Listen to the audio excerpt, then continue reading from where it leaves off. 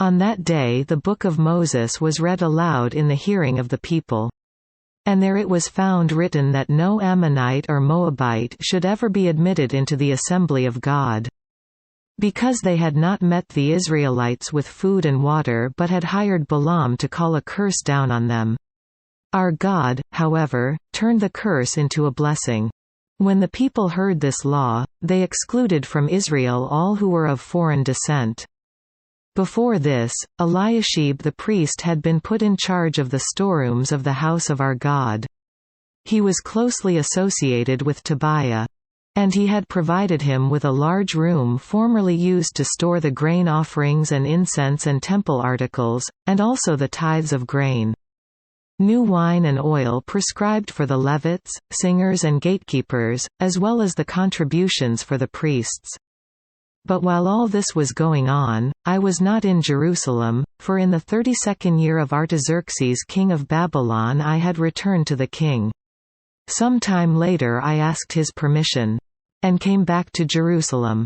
Here I learned about the evil thing Eliashib had done in providing Tobiah a room in the courts of the house of God. I was greatly displeased and threw all Tobiah's household goods out of the room.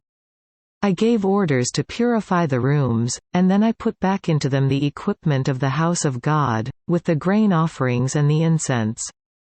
I also learned that the portions assigned to the Levites had not been given to them. And that all the Levites and singers responsible for the service had gone back to their own fields. So I rebuked the officials and asked them, "Why is the house of God neglected?" Then I called them together and stationed them at their posts. All Judah brought the tithes of grain, new wine and oil into the storerooms. I put Shelemiah the priest, Zadok the scribe, and a Levite named Pedaiah in charge of the storerooms and made Hanan son of Zakkur, the son of Mattaniah, their assistant, because these men were considered trustworthy. They were made responsible for distributing the supplies to their brothers. Remember me for this, O my God, and do not blot out what I have so faithfully done for the house of my God and its services.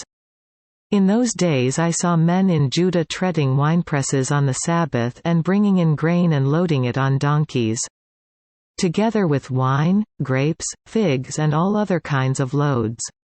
And they were bringing all this into Jerusalem on the Sabbath. Therefore I warned them against selling food on that day. Men from Tyre who lived in Jerusalem were bringing in fish and all kinds of merchandise and selling them in Jerusalem on the Sabbath to the people of Judah. I rebuked the nobles of Judah and said to them, "What is this wicked thing you are doing, desecrating the Sabbath day? Didn't your forefathers do the same things, so that our God brought all this calamity upon us and upon this city? Now you are stirring up more wrath against Israel by desecrating the Sabbath." When evening shadows fell on the gates of Jerusalem before the Sabbath, I ordered the doors to be shut and not opened until the Sabbath was over. I stationed some of my own men at the gates so that no load could be brought in on the Sabbath day. Once or twice the merchants and sellers of all kinds of goods spent the night outside Jerusalem. But I warned them and said, "Why do you spend the night by the wall? If you do this again, I will lay hands on you." From that time on they no longer came on the Sabbath. Then I commanded the Levites to purify themselves and go and guard the gates in order to keep the Sabbath day holy. Remember me for this also, O my God, and show mercy to me according to your great love. Moreover, in those days I saw men of Judah who had married women from Ashdod, Ammon and Moab. Half of their children spoke the language of Ashdod or the language of one of the other peoples, and did not know how to speak the language of Judah. I rebuked them and called curses down on them. I beat some of the men and pulled out their hair. I made them take an oath in God's name and said, "You are not to give your daughters in marriage to their sons, nor are you to take their daughters in marriage for your sons or for yourselves." Was it not because of marriages like these that Solomon king of Israel sinned?